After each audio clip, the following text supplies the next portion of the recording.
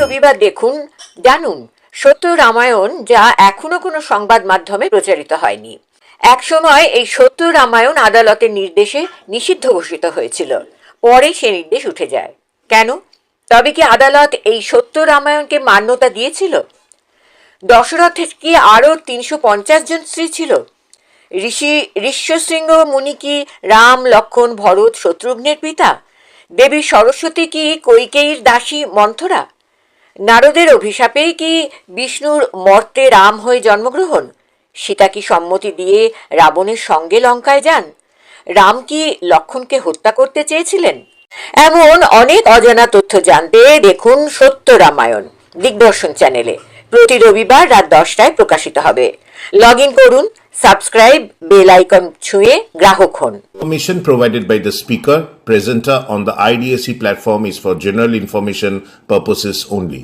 All information is provided in good faith. However, we make no representation or warranty of any kind, express or implied, regarding the accuracy, adequacy, validity, reliability, availability, or completeness of this information. নমস্কার, সুজিত বলছি দিগদর্শন থেকে। নমস্কার। আজকে আমরা 50তম পর্বে পৌঁছচ্ছি সত্য রামায়ণের, এবং শেষ পর্ব এটি। মোটামুটি 50টি সপ্তাহ ধরে আপনার অনেক অমূল্য সময় নিয়েছি, আপনার কাছে জানবার চেষ্টা করেছি পেরিয়ার ইভি রামাস্বামী, দলিত আন্দোলনের দক্ষিণ ভারতের যে পথপ্রদর্শক, তার কথা যেমন জেনেছি, তার সঙ্গে জেনেছি তিনি কি করে এই রামায়ণ গ্রন্থটি ব্রাহ্মণ্যবাদী সংস্কৃতির একটি মূল ধারা, যার প্রভাবে এই ব্রাহ্মণ্য সংস্কৃতি আগ্রাসন ভারতবর্ষে হয়েছে প্রায় ৫-৭% লোকের হাত দিয়ে বাকি ৯৫% লোকেদের ওপর। এই বিষয়টা আমরা প্রথম বুঝতে পেরেছি কিন্তু এই পেরিয়ার ইভি রামাস্বামীর আন্দোলনের মধ্যে দিয়ে। তার আগে কিন্তু আমরা ভারতবর্ষে কাউকেই পাইনি যারা এই মূল সূত্রটি ধরতে পেরেছিলেন। সেখান থেকে পেরিয়ারের বই, এবং সেটি যে বাংলায় আপনি অনুবাদ করেছেন এক সত্যের উন্মোচন, এই বইটি হাতে না এলে হয়তো এই পর্বগুলো তৈরি করা সম্ভবই হতো না আমার পক্ষে। তার জন্য তো প্রথমেই কৃতজ্ঞতা জানাচ্ছি আপনাকে। আর 50টি পর্ব ধরে আপনি সময় দিয়েছেন, আমাদের এই বিষয়ে আলোকপাত করেছেন। আজকের শেষ পর্বে আমরা একটু সামগ্রিকভাবে রামায়ণ বিষয়টিকে একটুখানি বোঝার চেষ্টা করব, এবং তারপরে পেরিয়ার ইভি রামাস্বামীর জীবনের সামগ্রিক বিষয়টা একটুখানি বোঝার চেষ্টা করব। প্রথমে যদি আমরা রামায়ণ সম্বন্ধেই আসি, তাহলে বলা হচ্ছে যে রামায়ণ ঘটনাক্রম নাকি যিশুর জন্মের ১৫০০ বছর আগে। প্রশ্ন যে যিশুর জন্মের ১৫০০ বছর আগে যদি রামায়ণ হয়ে থাকে, তাহলে সেটাই তো রচনা হয়েছিল, অর্থাৎ মুখে মুখে কবিতা বানিয়েছিলেন, যদি বাল্মীকি বলে কেউ থেকে থাকেন, যদিও প্রামাণ্য নথি নেই। তর্কের ক্ষেত্রে যদি সেটাও মেনে নিই, তাহলে এই প্রথম যে পুঁথি, লিখিত পুঁথি, যেটাকে বলা হচ্ছে বৈদিক সংস্কৃত, সেই পুঁথি তো পাওয়া যাচ্ছে মাত্র 11 শতাব্দীতে। অর্থাৎ এদিকে 10 শতাব্দী আর ওদিকে অতগুলো শতাব্দী, মানে ১৫০০ বছর আগে যদি হয়ে থাকে যিশুর জন্মের, তাহলে কি করে এই প্রায় ২০০০ বছর পরে প্রথম ওই বৈদিক সংস্কৃত লেখার পুঁথি পাওয়া গেল, তার আগের কোনো প্রামাণ্য নথি পাওয়া গেল না? এটা কিভাবে দেখছেন? ব্যবস্থায় বলা হয় যেটা শ্রুতি থেকে এসেছে, এটা শ্রুতি ব্যবস্থা থেকে পরবর্তীকালে এসে লিখিত হয়েছে। আমরা একটা জিনিস বলতে হবে, পৃথিবীর বুকে অন্য কোন সভ্যতায় আপনি লিখতে পাবেন না যে শ্রুতিকে ইউজ করা হয়েছে। ভারতবর্ষের ক্ষেত্রে কিন্তু এটা ঘটনা যে শ্রুতিটাকে বিশেষভাবে পালি ভাষা আসার আগে পর্যন্ত শ্রুতি ছিল না, কিছুটা শ্রুতি থেকে এসেছে, কিন্তু বেসিক যে শ্রুতি এসেছে, যে সভ্যতা এসেছে, সেটা বৈদিক সভ্যতা থেকে। এবং সেই সময় উপনিষদের যুগ শুরু হয়েছে। যে 6টা উপনিষদ বলা হয়, তার মধ্যে বৌদ্ধ ধর্মের যে বৌদ্ধ সভ্যতা, সেটাও একটা, তার মানে 7টা উপনিষদ। হ্যাঁ এই উপনিষদ থেকে আসার পরে একটা ব্রাহ্মণ্য ব্যবস্থার একটা বড় সমস্যা দেখা দিয়েছিল, এবং তখন পুষ্যমিত্র আমাদের দেশে মানে এসে ক্ষমতা দখল করলো, ব্রাহ্মণিক ব্যবস্থার প্রথম ব্রাহ্মণ। হুম হুম যার ফলে কি হলো, যত সভ্যতার কাহিনী, যত কিছু তৈরি করা হয়েছে, এই যে মানে মোটামুটি 185 খ্রিস্টপূর্ব পরের থেকে হ্যাঁ 200 পর্যন্ত, হুম এই সময়টায় আমরা দেখতে পাই যে এই সমস্ত কিছু তৈরি হয়েছে।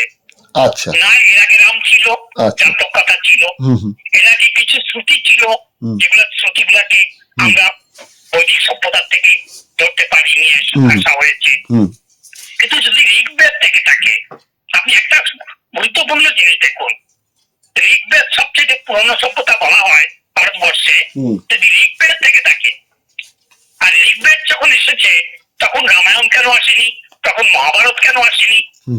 আমরা তো এটা মধ্যযুগে দেখতেই পাইনি। হুম পালি ভাষা এসেছে যখন, বৌদ্ধ ধর্ম যখন এসেছে 600 বছর আগে, তখন তো আমরা দেখিনি। তার মানে এটা দাঁড়ায় যে সমস্তটা তৈরি হয়েছে এক ষড়যন্ত্রের মাধ্যমে, এবং সমস্ত বৌদ্ধিক সভ্যতা, সামাজিক সভ্যতা, ভারতবর্ষের বিভিন্ন অন্তঃশ্রেণী সভ্যতার থেকে এটাকে যুক্ত করা হয়েছে। আচ্ছা, আপনি এই সমস্ত কিছু নাম দেওয়া হয়েছে ত্রেতা যুগ, লক্ষ বছর, 3 লক্ষ, 4 লক্ষ, এই কাহিনীগুলো তৈরি করেছে ব্রাহ্মণিক ব্যবস্থা।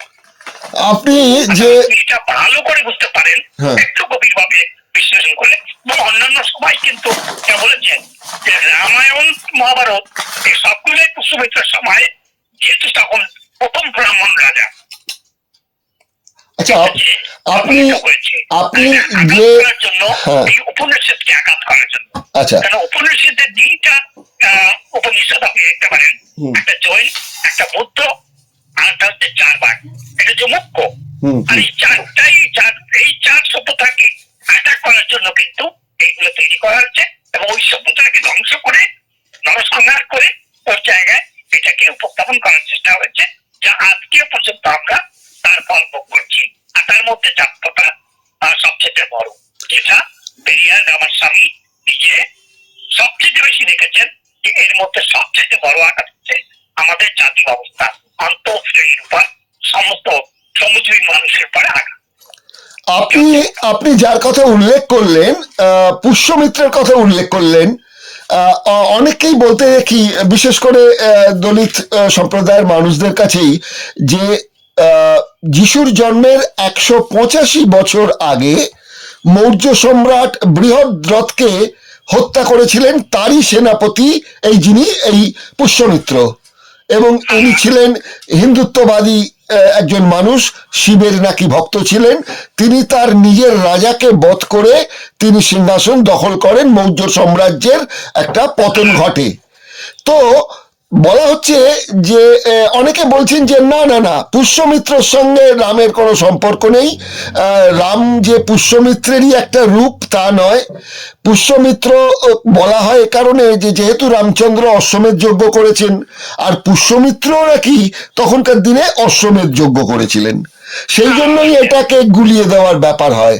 কিন্তু এটাও তো ঠিক যে এই হিন্দুত্ববাদী আমাদের সম্রাট যিনি হলেন পুষ্যমিত্র, তিনি তো এই পাটলিপুত্র মানে বিহারের যেটাকে পাটনা বলি, সেখান থেকে পাঞ্জাব পর্যন্ত যে বিস্তৃত বৌদ্ধ ধর্মের মানুষজন ছিলেন, তাদের তো নাকি কচু কাটা করেছেন, এবং বলা হয় যে এক একজন বৌদ্ধ সন্ন্যাসীর মাথার দাম তিনি 100 দিনার করে মানে পুরস্কার হিসেবে রেখেছিলেন, যে বুদ্ধ ফলোয়ারদের মাথা কেটে নিয়ে আসলেই 100 দিনার করে তাকে দেওয়া হবে। তো এ তো বিরাট এক হিংসাত্মক ঘটনা ঘটেছে বৌদ্ধ সংস্কৃতি ধ্বংসের জন্য। এটা গেল তো হলো ক্ষমতা দিয়ে আর কি। আর পাশাপাশি সেটা হচ্ছে সংস্কৃতিকে হত্যা করা। তাহলে এই দুটো বিষয়কে পাশাপাশি চালিয়ে রামায়ণকেই ব্রাহ্মণ্যবাদীরা এস্টাবলিশ করার চেষ্টা করলো যে এটাই নাকি ভারতের সংস্কৃতি, ভারতের এটাই নাকি ওই ইতিহাস। তাই তো? হ্যাঁ, আপনি মনুর জন্ম দেখুন, হুম আপনি মনুর জন্ম ঠিক তার জাস্ট কিছুদিন পরে, হুম মানে পৌষমিত্রের পরেই মনুর জন্ম হয়েছে।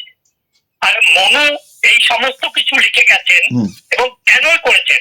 সবচেয়ে বেশি ইন্টারেস্টিং কি, যে এই সময় থেকে বৌদ্ধ ধর্ম শেষ করার পরের থেকে ভারতবর্ষের যত নিম্ন বর্গের লোক ছিল তাদেরকে থেকে শিক্ষাটাকে কেড়ে নেওয়া হলো।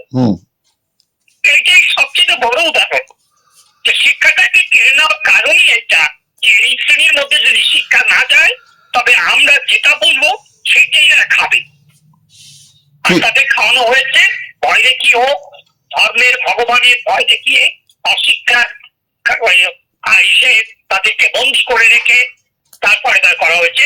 দুটি জিনিস করেছে, এক তো শূদ্ররাও করেছে, আর নারীকে নির্যাতন করার জন্য।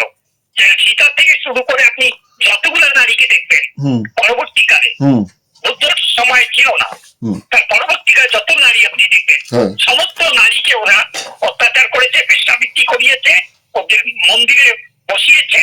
এই দুটো জাতিকে ওরা শেষ করেছে। মানে দেবদাসী প্রত্যেক মানুষ হচ্ছে নারী, তাদেরকে, আর তারপরে 85% যেটা আছে তাদের, মানে 5-10% লোক পুরো ব্যবস্থাটাকে নিজেদের কবজা করে এগুলো করেছে।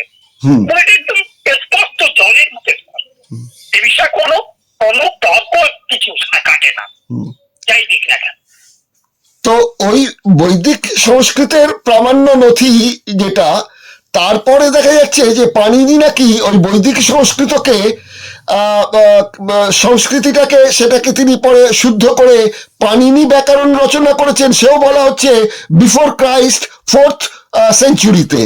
কিন্তু আচ্ছা, কিন্তু আমরা দেখতে পাচ্ছি তারপর যেটা আওধি ভাষায় তুলসীদাস রামায়ণটি রচনা করলেন, যে সময়কালটার কথা বলা হচ্ছে সে সময়কাল তো অনেক অনেক পরে, সেটা হ্যাঁ 1574 বলছে। তাহলে এতদিন লেগে গেল পরবর্তীকালে সেটাকে মানুষের কাছে নিয়ে আসতে। তারপর আমরা যদি বাংলায় যাই তাহলে দেখবো আরো প্রায় 300 বছর পর, অর্থাৎ কৃত্তিবাসের হাত দিয়ে এটা লিখিত রূপ এলো বাংলায়, পুরাতনী বাংলায়, সেটা এলো 1802 খ্রিস্টাব্দে। অর্থাৎ দেখতে গেলে তো প্রায় এই 220-25 বছর মাত্র বয়স এই বাংলা রামায়ণের। 225-30 বছর বয়সের রামায়ণ। তাহলে এটাকে ওই হাজার হাজার বছর বলে যে মানুষকে গেলানো হচ্ছে, তো এটাই এই ঐতিহাসিক ভাবেই তো প্রমাণিত যে ভুলটা, এই তথ্যটা হচ্ছে পুরোপুরি মিথ্যা। আচ্ছা, পুরোপুরি মিথ্যা। আর এটা সবচেয়ে বড় আজকে রূপান্তর ঘটেছে এই জন্য, এটা সামাজিক সোশ্যাল মিডিয়া, যেটা সামাজিক মিডিয়া যেটা বলতে পারেন, এই মিডিয়ার মাধ্যমে আমরা আজকে শিক্ষিত হচ্ছি। বড় দিন আমি গ্রহ ফ্রক ছেড়ে দিলাম, সোশ্যাল মিডিয়া আমাদেরকে এতটা রাস্তা দিয়ে দেখিয়েছে যে আজকে ওরা শঙ্কিত। ঠিক ঠিক। তো মোটামুটি রামায়ণের বিষয়টা তো একটু বোঝা গেল কি হয়েছে। তো যেহেতু এই রামায়ণ নিয়ে আমরা আলোচনা করতে পারছি, আমাদের একটি নতুন রাস্তা পেরিয়ার ইভি রামাস্বামী দেখিয়েছেন বলে।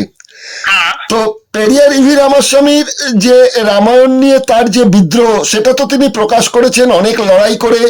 ললিত সিং যাদবের হাত ধরে উত্তরপ্রদেশে তার হিন্দি অনুবাদ তামিল থেকে, ইংরেজি থেকে আজকে কিছু কিছু মানুষের কাছে পৌঁছলেও তেমনভাবে পৌঁছয়নি। কিন্তু বাংলা ভাষায় এরকম ধরনের বই আপনি এবং সুপ্রিয় বন্দ্যোপাধ্যায় দুজন মিলে যেটা করেছেন, দুজনে দুটি বই দিয়ে, তাতেও কিছু মানুষের কাছে ব্যাপারটা অনেকটা পরিষ্কার হচ্ছে। যদিও খুব মুষ্টিমেয় মানুষের কাছে, আমরা চেষ্টা করছি আমাদের দিগদর্শনের মধ্যে দিয়ে যদি আরো কিছু মানুষের কাছে বিষয়টি পৌঁছে দেওয়া যায়। আমরা যেটা বলতে চাইছি এখন সেটা হচ্ছে, রামাস্বামী শুধু যে রামায়ণ নিয়েই কাজ করেছেন তা তো নয়, তার দলিত আন্দোলনের বিভিন্ন আঙ্গিক নিয়ে তিনি কাজ করেছেন। তার মধ্যে আপনি যেটা বলছিলেন যে নারীদের ওপর যে অত্যাচার হয়েছে, সেখানে আমরা দেখতে পাচ্ছি জন্ম নিয়ন্ত্রণ প্রসঙ্গে এবং মেয়েদের মন্দিরে দেবদাসী প্রথা ও বেশ্যাবৃত্তি প্রসঙ্গেও কিন্তু তিনি অনেকগুলি কাজ করেছিলেন। এই ব্যাপারটা যদি একটু ছোট্ট করে বলেন।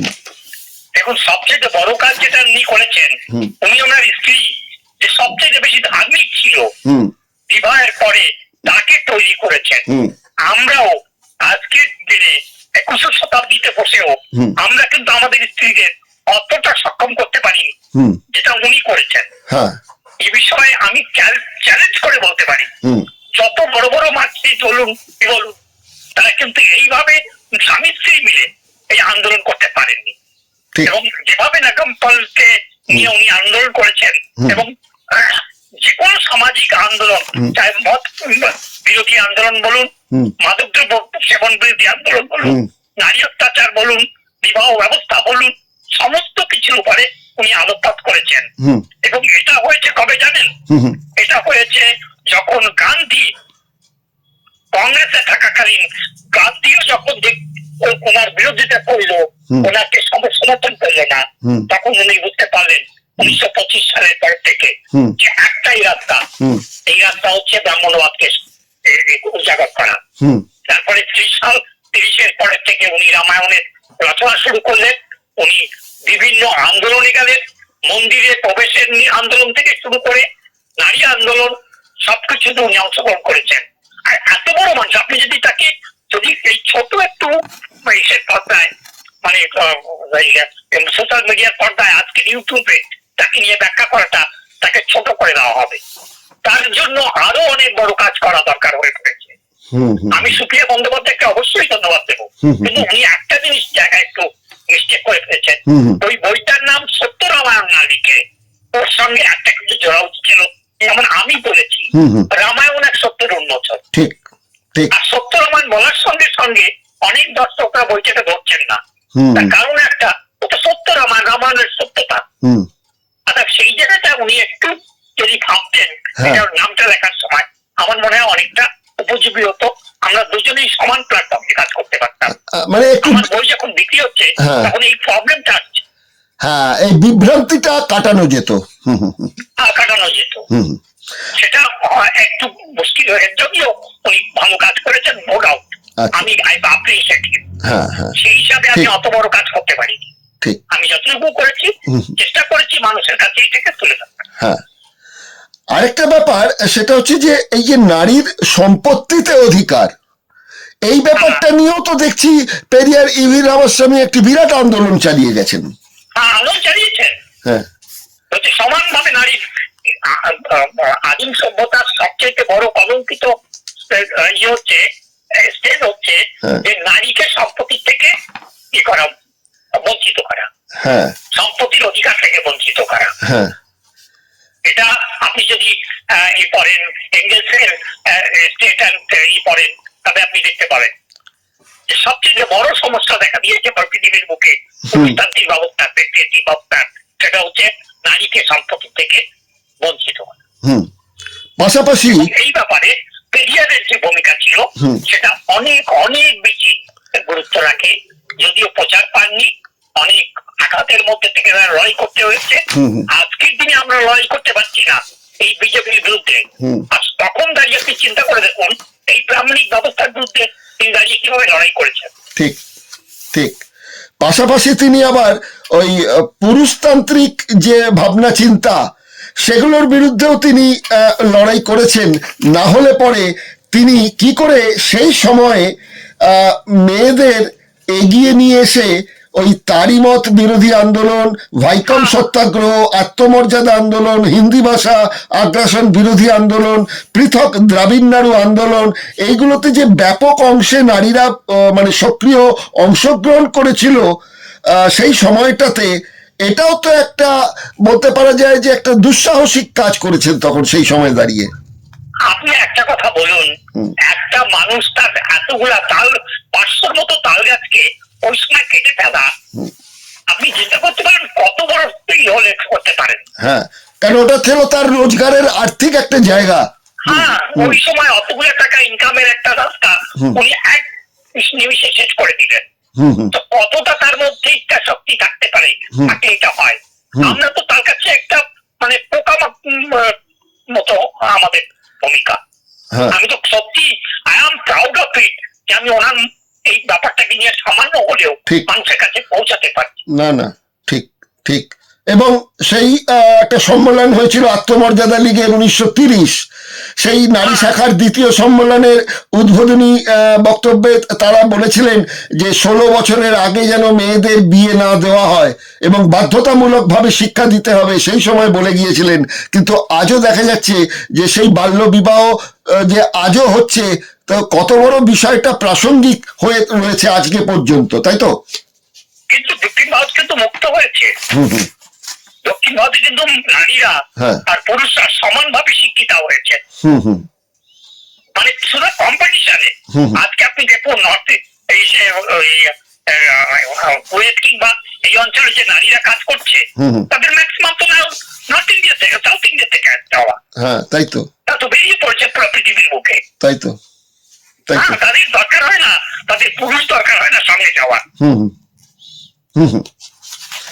তাহলে এই ব্যাপারে তার এই আন্দোলনটাকে পাশে রেখে এখানকার ভারতবর্ষের যে বামপন্থী আন্দোলন বলা হয়, তাদেরও তো তাহলে তার দায়িত্ব ছিল এটাকে ঠিক মতন পরিচালনা করায়। সেখানেও বামপন্থীরা বিষয়টা পাশ কাটিয়ে গেলেন পেরিয়ার ইভি রামাস্বামীকে। এটা কেন? মানে পেরিয়ার রামাস্বামীর সঙ্গে তার মতের কি অমিল ছিল এই বামপন্থীদের, বিশেষ করে যারা কমিউনিস্ট বলে দাবি করেন? সবচেয়ে বড় দুঃখের বিষয় হচ্ছে এটা যে বামপন্থী আন্দোলনে আপনি কৃষক আন্দোলন থেকে শুরু করে আর বাকিগুলো আপনি যদি একটু ভালো করে লক্ষ্য করে দেখেন, তবে সমস্ত কৃষক আন্দোলনটাকে তেলেঙ্গানা মুভমেন্টটা থেকে শুরু করে যত কৃষক আন্দোলন ভারতবর্ষে হয়েছে, যার মধ্যে থেকে বিপ্লব হওয়া সম্ভব ছিল, সবগুলোকে সাপ্রেস করেছে। এখন একটা মিডল ক্লাস ইরা কমিউনিস্ট পার্টিতে ভূমিকা নিয়েছেন। যেমন আপনি এটা দেখতে পাবেন, ওনার যে পুস্তক আছে, কমিউনিস্ট পার্টির যে পরে সেক্রেটারি হয়েছিলেন সুন্দরাইয়ার আপনি বই পড়বেন যে রিপোর্ট, উনি স্পষ্ট লিখেছেন যে কমিউনিস্ট পার্টিতে মধ্যম বর্গের একটা শ্রেণীর দ্বারা দখল করা সংগঠন, এতে অন্তঃশ্রেণী কিংবা নিম্নতলের শ্রেণীদের ভূমিকা কিছু নেই। আপনি বিজন শ্রেণীর বইটা পড়বেন, দেখতে পাবেন দেখা যায় যে প্রথম থেকে শুরু করে কমিউনিস্টরা সম্পূর্ণভাবে বিনোবা ভাবের সঙ্গে হাত মিলিয়েছে 1952-তে কিসের গোদানে গোদান তাতে আন্দোলনের তিনি সাপোর্ট করেছে। এই না, আপনি বুঝতে পারেন কতটা নির্লজ্জতার মধ্যে আজকে আমরা বুঝতে পারি। আমরা আমাদের যৌবনটা শেষ করেছি ওদের ভুল তথ্যের মাঝখানে। আপনি যে কথাটা বললেন, আমার দুঃখ হয় যে আমরা আমাদের পূর্ণ যৌবনটাকে ওদের দিয়ে দিয়েছিলাম আর ওরা আমাদেরকে ভুল পথে চালিত করেছে।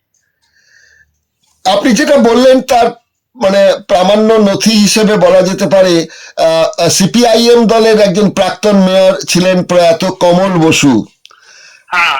তিনি বলেছিলেন যে ওসব দাস ক্যাপিটাল বুঝি না, আমি গীতার সমাজতন্ত্রে বিশ্বাসী। আবার সিপিআই এর একজন সাংসদ ছিলেন, তার নাম জীবেন্দ্র মুখার্জি।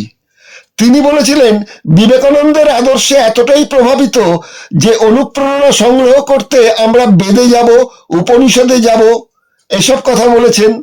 আবার এক নকশাল নেতা প্রয়াত শৈবাল মিত্র, তিনি বলেছিলেন যে বিবেকানন্দের চোখ তাকে বিগলিত করে। আবার সেই বাম সরকারের ভূমি রাজস্ব বিভাগের মন্ত্রী ছিলেন প্রয়াত বিনয় কৃষ্ণ চৌধুরী, তিনি বলেছেন স্বামী বিবেকানন্দকে সমাজতন্ত্রী বলে আমরা ভাবতে পারি। তাহলে এই ব্যাপারগুলো আপনি যেটা বলছেন সেগুলো তো সেই তারই ধারাবাহিকতার একটা ফসল। তো আপনি যদি দেখেন এই যে রিসেন্টলি যে ওদের হলো সম্মেলন হলো, সেটা রামকৃষ্ণ এসে গেছে।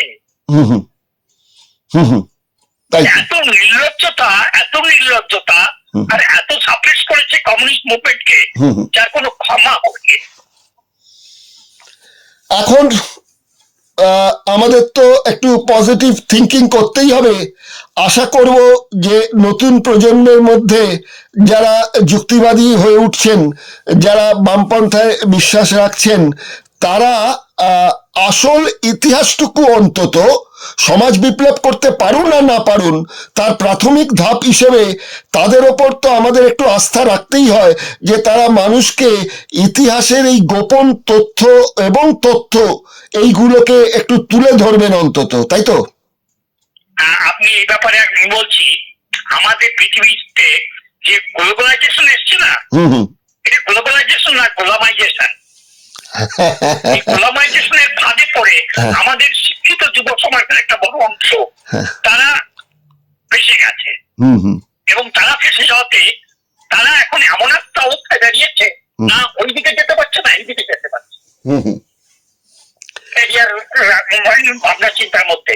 কিন্তু আপনি দেখবেন গিগ ওয়ার্কার থেকে শুরু করে, গিগ ওয়ার্কার মানে ডেলিভারি বয় থেকে শুরু করে 1.5 কোটি ডেলিভারি বয় এখন সাবস্ক্রিপশনের সবচেয়ে এই যে লেবার কোড স্টেজে কোড, এই কোডের মাধ্যমে যেভাবে সমস্ত শ্রেণীকে, চাहे পরিযায়ী শ্রমিক বলুন, ঠিকাদারি শ্রমিক বলুন, গিগ ওয়ার্কার বলুন, এদের সবার মধ্যে এখন একটা নতুন জেগেছে। আর বেশি দিন দেরি নেই, আপনি অপেক্ষা করুন।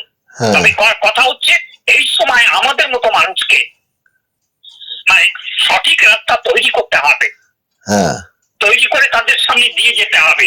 এইটা আমাদের দায়িত্ব। এখন আমরা এখন বিপ্লব করতে পারবো না, কিন্তু আমরা আগামী 50 বছরের মধ্যে বিপ্লবের রাস্তা তৈরি করার জায়গাটা তৈরি করে দিতে পারি কিনা সেটা নিয়ে কিন্তু আমাদের প্রত্যেকের কাজ করা উচিত। আমাদের কাছে 10-12 বছর যা আছে সেটা এই এসে দিয়ে যেতে হবে, আমাদের রাস্তা দিয়ে দেখিয়ে যেতে হবে, যা আমরা অতীতে শিখেছি, যা আজকে আমরা অনুভব করছি। আর এই গ্লোবালাইজেশনের বিরুদ্ধে আমাদেরকে এদেরকে শিক্ষিত করে যাওয়ার দায়িত্ব এখন।